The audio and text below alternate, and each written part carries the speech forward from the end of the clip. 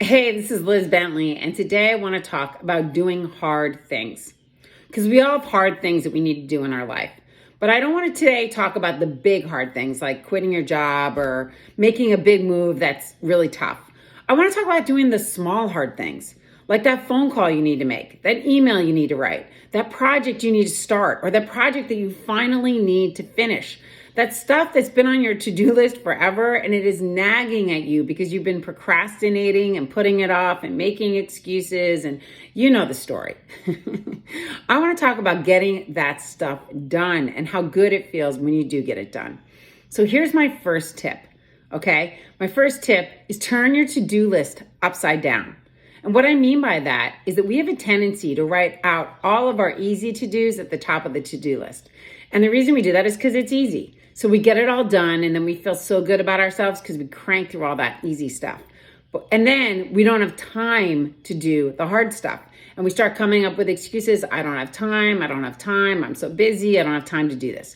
I want you to put the hard to-dos at the top of your to-do list every single day. And don't go to the easy ones until you get the hard ones done first. That is the habit of A+ players, of the winners. Put that habit into your life and you'll see a major shift. Okay, tip number 2. If you start to notice that even when you keep putting that hard to do at the top of your list, you're still not getting done, there's something bigger going on. It's not a small problem, it's a big problem. So then you need to investigate what's really happening here. Why is this so hard for me? And you need to look at the theme.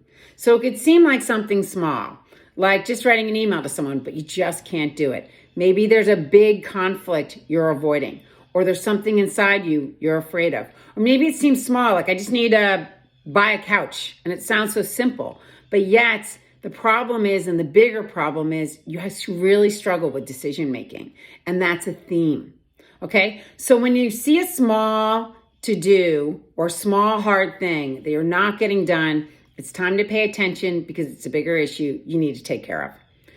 Tip number 3, visualize success. Start to visualize how good it's going to feel when you make these changes and how positive you're going to feel about your life. Okay, if you start to visualize success, it's going to push you through that list of things you need to do, and you're going to start to feel really great, and you're going to get them done. Okay, now let me tell you the benefits of doing hard stuff. There's one huge benefit, and that is that it builds confidence.